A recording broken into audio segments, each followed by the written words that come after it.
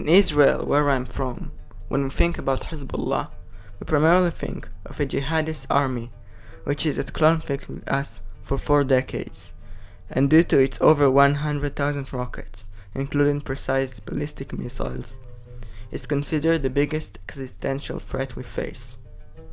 However, that's just one side of Hezbollah. Hezbollah is also a political party that's heavily involved in Lebanese parliamentary politics, and a narcotics empire that would certainly give Pablo Escobar a fight, a charity organization that gives services to many needy Lebanese people, especially from the Shiite community. In this video, we're going to take a deep dive into Hezbollah's multinational business empire that both sustains them and provides them a significant influence beyond the borders of Lebanon.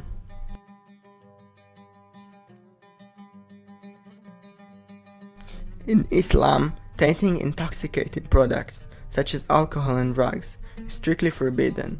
However, this doesn't bother Hezbollah, a Khomeinist Islamist organization, as well as other jihadist groups all across the world, such as the Houthis in Yemen and the Taliban in Afghanistan, from operating a massive narcotics empire, which according to some reports bring Hezbollah up to $1 billion a year, making it one of the biggest narco-trafficking organizations in the world. Hezbollah's romance with narcotics already started in the 1990s when Imad Bughniyeh, who is believed to have been Hezbollah's chief of staff and understood to have overseen Hezbollah military intelligence and security apparatus, encouraged Hezbollah operatives to get engaged in drug dealing in Latin America and Africa, especially in collaboration with large Lebanese diasporas there, in order to diversify and enlarge Hezbollah's incomes. This strategy was successful, and over the past couple of decades, Hezbollah has amassed a vast trade networks of all types of drugs, ranging from cocaine to crack to heroin. However, the drug Hezbollah is most known for trading is captagon. Captagon is a psychostimulant which can induce feelings of euphoria, heightened awareness, and increased energy. However, its consumption, similar to other drugs, is very addictive and completely fucks you up, and can lead to anywhere from depression to irregular heartbeat to sleep disorders and seizures. Today, around 80% of captagon pills are manufactured in Syria. The forces behind that are primarily the Syrian army and Hezbollah, who produce it on industrial levels. Due to Syria and Lebanon's economic crises, this has been a significant source of income for both the Syrian government and Hezbollah. This industrial-scale trade of captagon has created significant problems for societies all across the Middle East, ranging from Syria and Lebanon themselves to places such as Saudi Arabia and Jordan.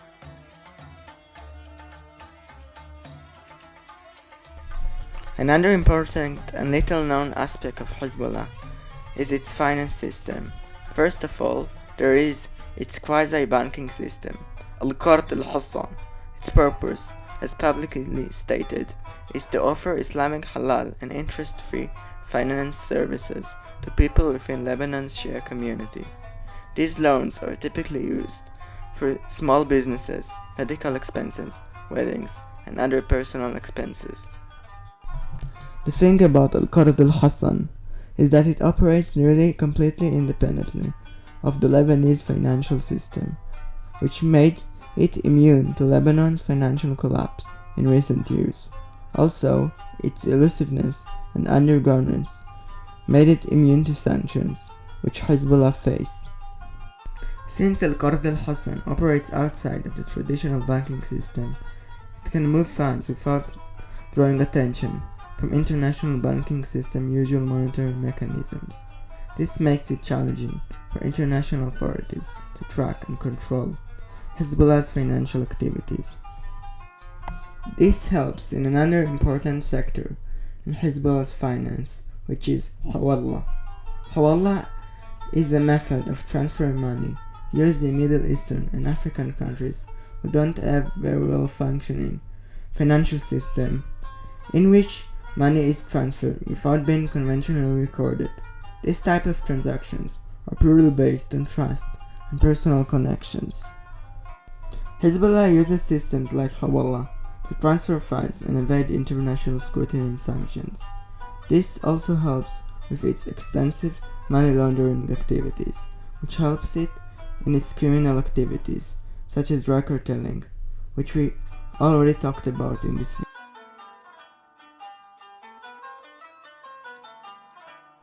So far, we covered Hezbollah's more underground and dirty aspects.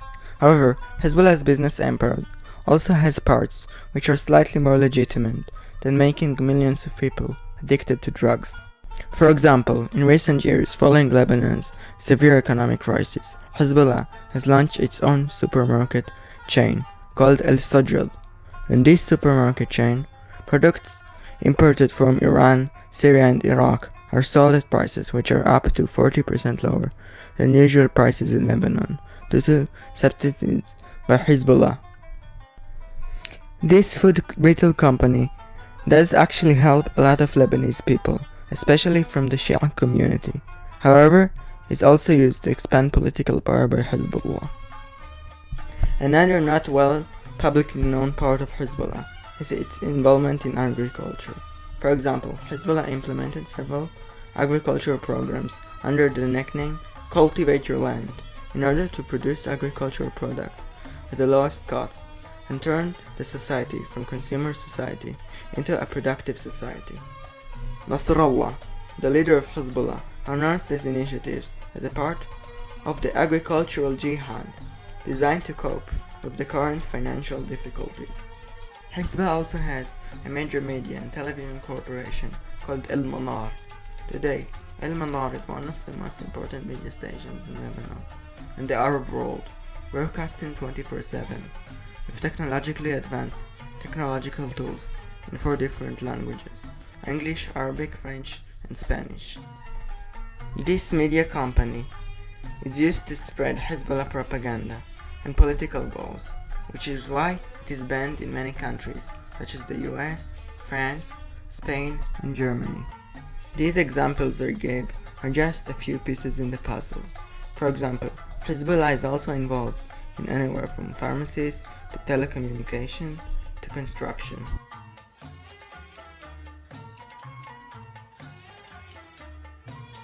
In the West, my country of Israel, and most of the Arab world, when we think about Hezbollah, think about terrorism, religious extremism, and its criminal activities. This is why we struggle to understand why it still gets very wide support within the Lebanese Shiite population.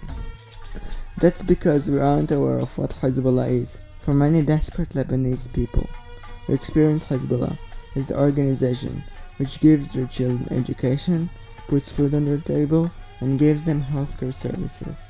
In fact, it is estimated that Hezbollah's social services are worth hundreds of millions of dollars, which makes it more significant than the Lebanese government in terms of providing welfare services for a large portion of the Lebanese population.